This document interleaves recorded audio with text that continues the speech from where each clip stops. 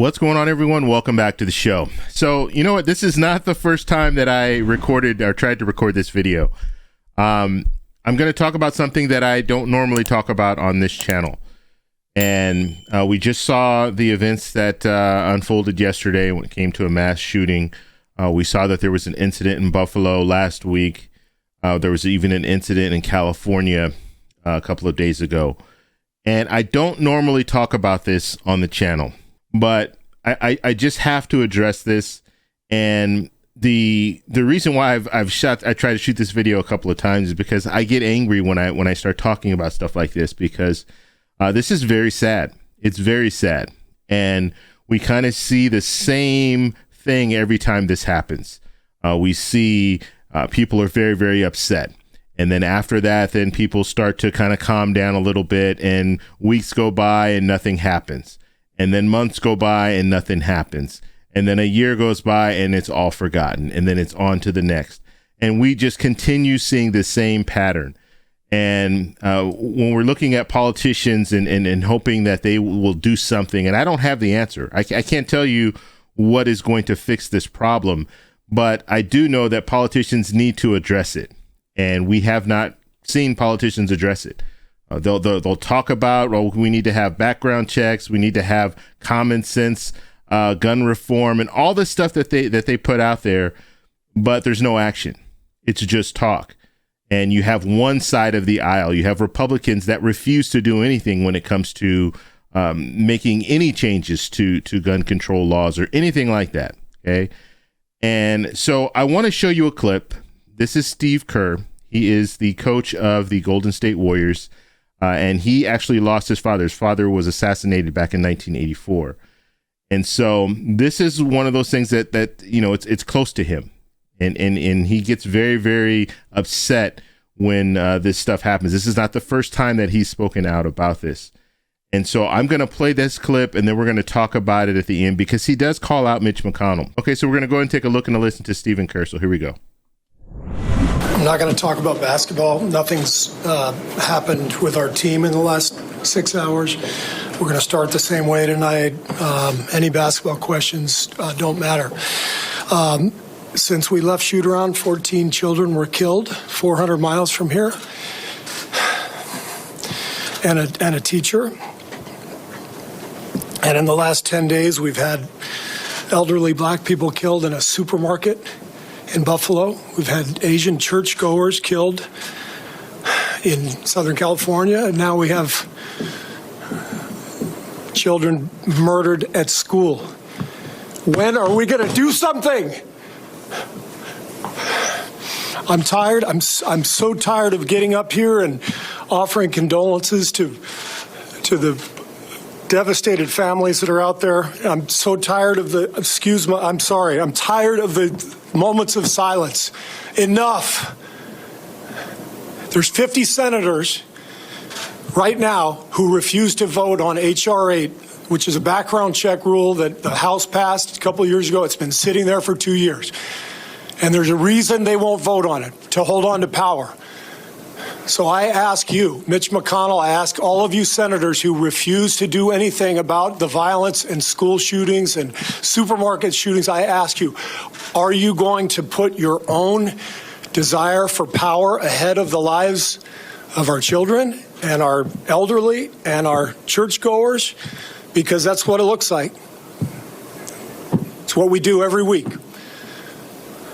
So I'm fed up. I've had enough. We're going to play the game tonight, but I want every person here, every person listening to this, to think about your own child or grandchild or mother or father or sister, brother. How would you feel if this happened to you today? We can't get numb to this. We can't sit here and just read about it and go, well, let's have a moment of silence. Yeah, go Dubs, you know. Come on, Mavs, let's go. That's what we're going to do. We're going to go play a basketball game. And 50 senators in Washington are going to hold us hostage. Okay, so that was Steve Kerr, and you saw he was very, very upset about this whole situation. And he called out Mitch McConnell. Okay, now, when we look at this whole situation right now, when it comes to Congress, when it comes to the Senate, Chuck Schumer is the majority leader. So Chuck Schumer has the power to call this HR 8, call this to the floor. He can do that. And I hope he does do that. And he should have done it long time ago. I mean, we have a situation where we have politicians, they don't like to call things to the floor if they know that it's not going to pass or they think it's not going to pass. I think that is the wrong strategy. I think the strategy needs to be, look, call stuff to the floor. If it fails, that's okay. Those politicians are going to be on record voting against background checks. Something that, I mean, I would think the vast majority of the American people are for background checks before buying weapons. It makes sense. And you need to call that to the floor. So I'm calling out Chuck Schumer. Call this to the floor and see where the votes are. See who's against it. And if they're against it, guess what? They're going to have to answer to their constituents.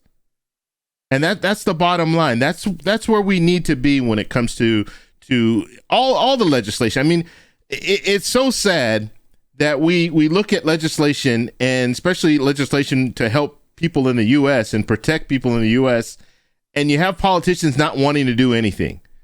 And just a few days ago, I was talking about the $40 billion going to Ukraine. And then I did another video where I showed the $40 billion going to Ukraine and then the 28 million that they wanted for the FDA. They wanted for baby formula, so we can get more baby formula in the U.S., not in Ukraine. And guess what? You had 192 Republicans vote against that in the House. 192 Republicans voted against that. But when it came to $40 billion for Ukraine, guess what? 52 Republicans in the House voted against that. Only 52, but 192 voted against it when we were talking about babies in the U.S. getting baby formula. That's how crazy it is right now.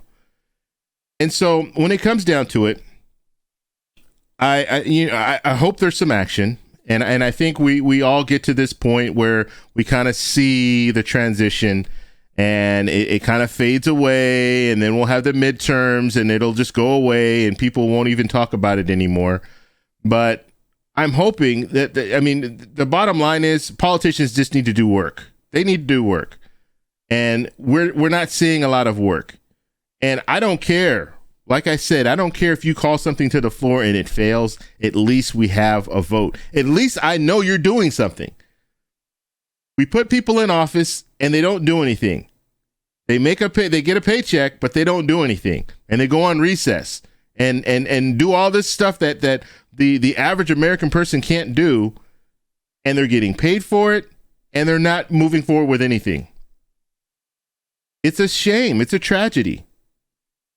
And all I can say when it comes down to it is not only do politicians need to do better, but we need to do better. We need to hold them accountable. We need to tell them, look, this is what needs to happen. That's what the lobbyists do. That's what the gun lobbyists do. That's what all the lobbyists out there, guess what? They're at the front door of these politicians saying, look, this is what needs to happen. This is where we want you to go with this. Okay, we're going to draft up this bill for you. All you need to do is put your name on it, and then we can go ahead and get that on the House floor, on the Senate floor. That's what they do. That's the job of a lobbyist. The in-between between corporations and the politicians. We need to call these politicians out. And a couple weeks ago, I did another video where I was showing you Mr. Beat. He was calling every U.S. senator, and I think the response was what? He got 6 responses out of 50 senators plus the vice president, because he called her as well. He got 6 responses. Think about that.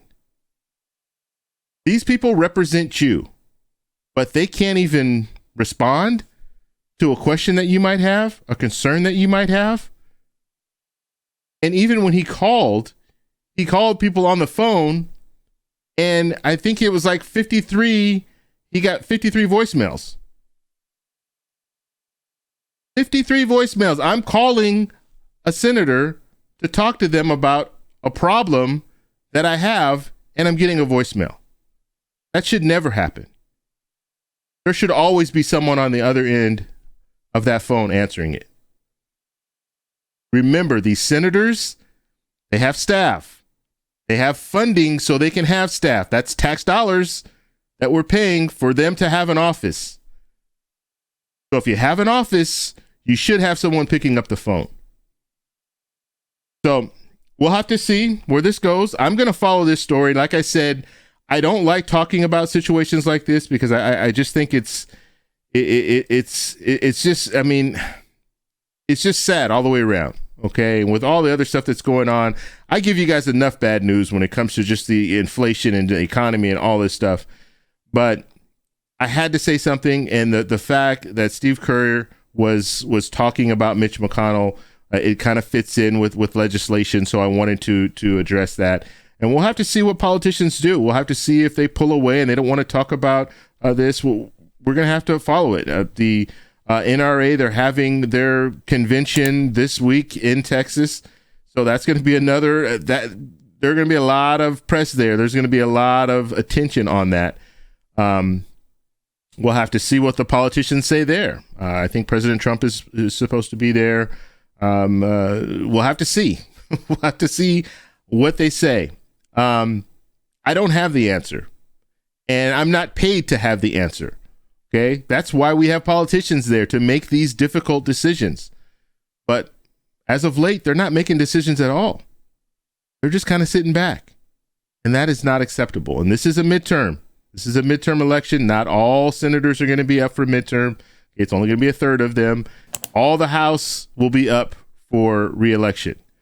So they can all be held accountable. Now, only some senators can be held accountable, but we're going to have to follow it. And I will follow up and let you guys know the different legislation that's coming out when it comes to some type of gun control, gun reform, background checks, whatever it is, HR 8, whatever they throw out there, I'll let you guys know. So I want to know what you guys think about this. So let me know down below. If you like this video, please give me a thumbs up. Please subscribe for more, and I'll talk to you in the next one. Bye.